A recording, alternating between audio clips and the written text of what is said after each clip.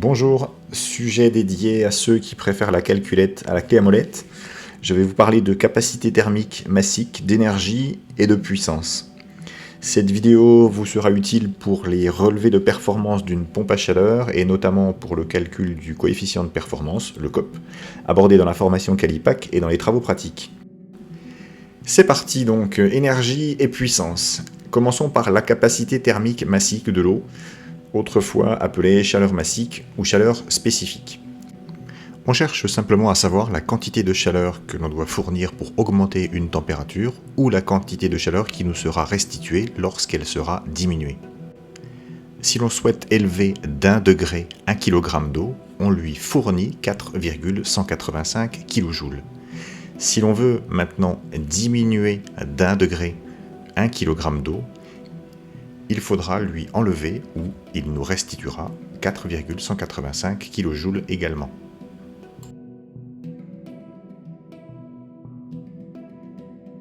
La capacité thermique massique de l'eau, c'est 4,185 kJ par kilogramme et par degré ou par Kelvin si vous préférez. En résumé, et pour s'assurer qu'on en a bien compris, si je prends 1 kg d'eau à 10 degrés plus 4,185 kJ, j'obtiens 1 kg d'eau à 11 degrés. La ligne du dessous, si je prends 1 kg d'eau à 10 degrés, auquel je retire 4,185 kJ, j'ai 1 kg d'eau à 9 degrés. Je vous rappelle que le joule, c'est l'unité de l'énergie. Ces 4,185 kJ par kilogramme et par Kelvin sont utilisés lorsque l'on fait des calculs en chaleur sensible.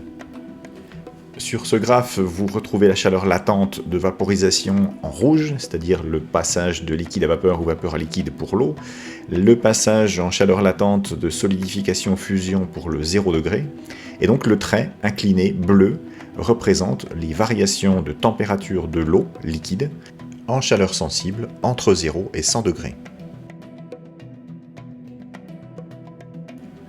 Maintenant, chaque produit a sa propre capacité thermique massique. Vous voyez sur le tableau qui apparaît à l'écran que les valeurs sont différentes entre du lait, de l'huile minérale et puis même entre l'eau de mer et l'eau pure. Maintenant, juste un dernier petit exemple avec de la crème glacée. Sa capacité thermique massique est de 3,27 kJ par kilogramme Kelvin. Et donc, le même petit exemple que celui que l'on a pris tout à l'heure, 1 kg de crème à 10 degrés, je lui ajoute 3,27, j'ai 1 kg à 11 degrés. 1 kg de crème à 10 degrés, je lui retire 3,27 kJ et j'obtiens donc 1 kg de crème à 9 degrés.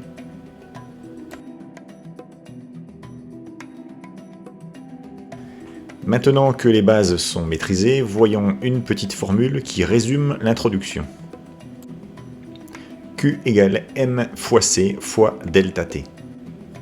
Les unités qu'il vous faudra respecter pour manipuler cette formule, la quantité de chaleur ou d'énergie en kilojoules, la masse en kilogrammes, le C de 4,185 kJ par kilogramme par Kelvin, et l'écart de température delta θ ou delta T en Kelvin. Je vous propose 3 ou 4 petits exercices extrêmement simples qui vont vous permettre de maîtriser cette formule. Dans le premier exercice, je vous propose de déterminer la quantité de chaleur qu'il nous faut pour élever 1 litre d'eau d'1 degré. Ça nous rappelle évidemment la définition du C de l'eau de 4,185. Donc la masse, c'est 1 kg, M égale 1, C égale 4,185, et l'écart de température, on élève d'1 degré, c'est 1. Donc, 1 fois 4,185 fois 1, évidemment, on trouve 4,185 kJ, puisqu'on a élevé 1 kg d'1 degré. On retombe donc sur la définition de la chaleur massique.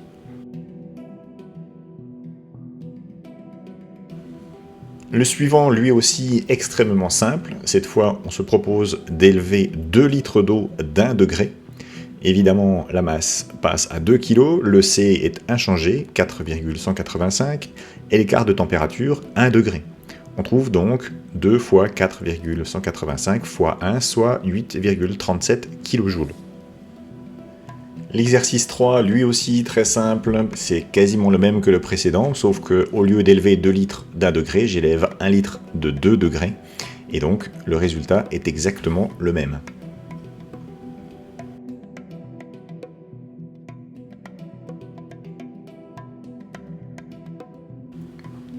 Voyons le dernier exercice, l'autre exercice 3 qui aurait dû s'appeler exercice 4. On prend l'exemple cette fois d'un chauffe-eau de 200 litres et que l'on remplit avec de l'eau à 15 degrés et cette eau que nous allons donc amener jusqu'à 55 degrés. Donc la question, quelle quantité de chaleur faut-il pour élever 200 litres d'eau de 40 degrés, c'est-à-dire de 15 à 55 degrés? Eh bien, on applique la formule, la masse d'eau c'est donc cette fois 200 litres, le C c'est toujours 4,185 et l'écart de température, delta T ou delta θ, c'est donc 55 moins 15, 40, soit 33 000 et quelques kilojoules. Avançons encore d'un cran en passant cette fois de la chaleur en joules à la puissance en watts. La première phrase fait partie des choses qu'il vous faut connaître par cœur. 1 joule en une seconde correspond à 1 watt, donc 1 joule par seconde, 1 watt. Évidemment, si 1 joule par seconde est égal à 1 watt, 1000 joules par seconde c'est 1000 watts, donc 1 kilowatt, et 3600 kilojoules en une heure correspondent à 1 kilowatt.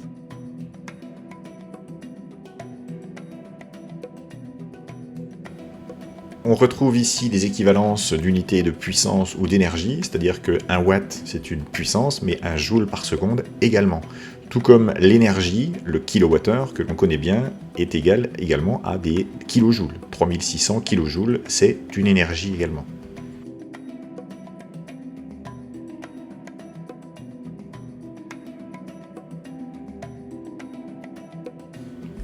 La conclusion, eh bien, elle est, je suppose, déjà connue de vous, c'est la puissance est égale à l'énergie pendant un temps, P égale Q sur T, donc avec des unités à respecter. La puissance en watts, l'énergie en watts-heure et le temps en heures. Évidemment, on peut utiliser la seconde.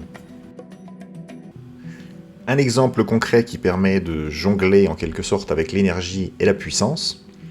On sait que 1 litre de fuel, c'est environ 10 kWh d'énergie.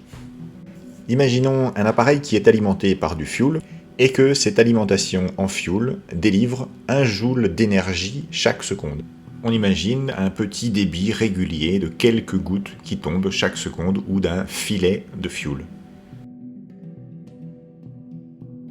Eh bien, si je délivre 1 joule par seconde, j'ai donc une puissance de 1 watt. Si mon appareil a une puissance de 1 watt, eh bien quelque chose qui fonctionne avec une puissance de 1 watt pendant 1 heure aura donc 1 wattheure d'énergie. Une puissance pendant un temps est égale à une énergie.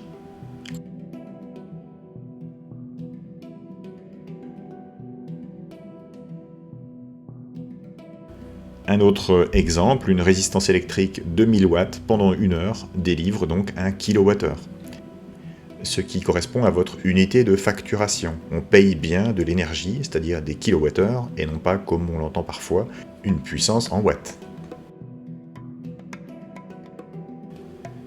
Je vous propose comme application de reprendre l'exemple du chauffe-eau, à savoir chauffer 200 litres d'eau de 15 à 55 degrés, c'est-à-dire élever cette eau de 40 degrés. On a vu qu'il nous fallait 33 480 kJ. Eh bien, une première question, quelle serait la puissance électrique nécessaire pour chauffer cette eau, donc de 40 degrés, c'est 200 litres, en 1 heure? Eh bien, pour peu que l'on respecte les unités, il s'agit d'une simple application de formule. Il faut donc mettre l'énergie en joules et en dessous le temps en secondes. Donc 1 heure, 3600 secondes et fois 1000 pour les kilojoules qui passent en joules. Et on a donc 9300 watts. La réponse est donc, il me faut 9300 watts pour élever 200 litres d'eau de 15 à 55 degrés en 1 heure. Maintenant, si je me donne 3 heures pour chauffer cette eau, eh bien, j'applique la formule à nouveau en respectant les unités et je trouve évidemment 3 fois moins de puissance. 3100 watts pour chauffer mes 200 litres de 40 degrés en 3 heures. Alors toujours la même formule mais avec une application peut-être un peu plus concrète, j'ai un chauffe-eau de 2000 watts, combien de temps il me faut pour chauffer cette eau, c'est-à-dire mes 200 litres à nouveau en 40 degrés. Donc le temps est égal à l'énergie divisé par la puissance. Attention à nouveau aux unités. Je vous laisse regarder la conversion de nos 33 480 kJ en Wh. C'est juste pour vous faire manipuler un peu les formules si vous vous référez à ce que l'on a fait au début. Et donc on applique directement la formule. Vous voyez que si on fait l'équation des wattheures divisé par des watts, on a bien des heures. Et cette application de formule, en tout cas l'utilisation de ces unités, permet d'avoir un résultat en heures au lieu de secondes. Mais on aurait très bien pu utiliser la formule que l'on a vue juste avant.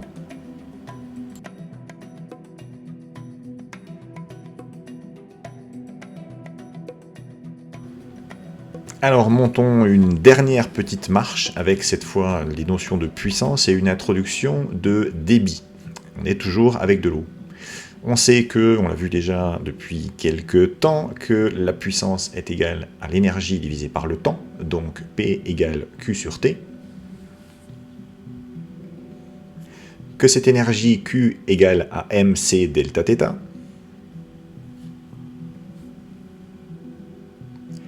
Si mathématiquement je regroupe la masse divisée par le temps, c'est-à-dire des kilogrammes par seconde par exemple, j'obtiens un débit massique que je vais noter Qm dans la formule finale.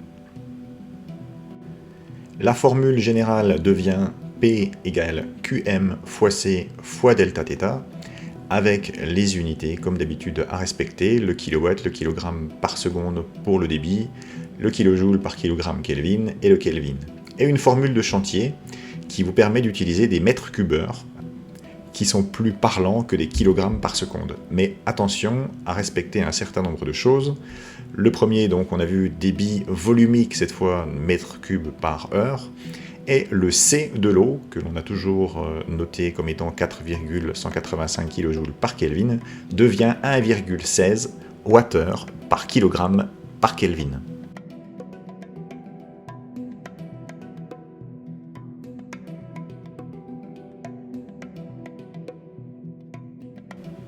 Une application de cette formule avec un système de chauffage dont la température de départ est de 70 degrés, la température de retour 50 degrés et un débit massique Qm égale 1,7 m3 par heure. Et la question, quelle est la puissance de ce système de chauffage? Commençons par utiliser la formule générale avec les unités qui vont bien, à savoir principalement le débit en kilogrammes par seconde, donc débit massique, et le C de 4,18.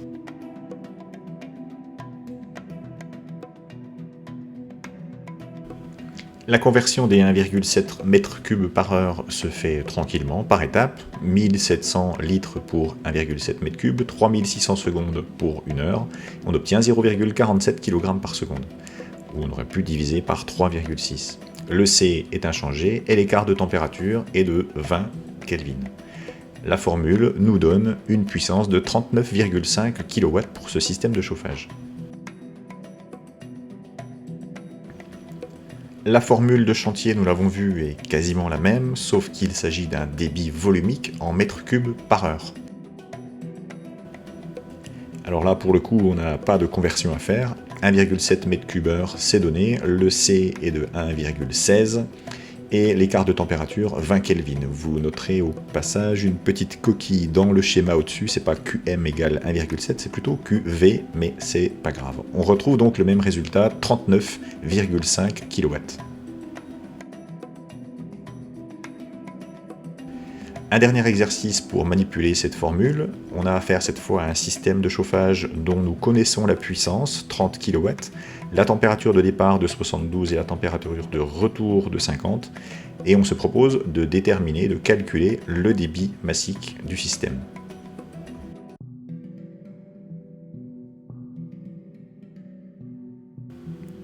Alors ce n'est pas très compliqué, il suffit juste d'isoler Qm dans la formule. On sait que P égale Qm fois C fois delta θ, et bien donc Qm égale P sur C delta θ.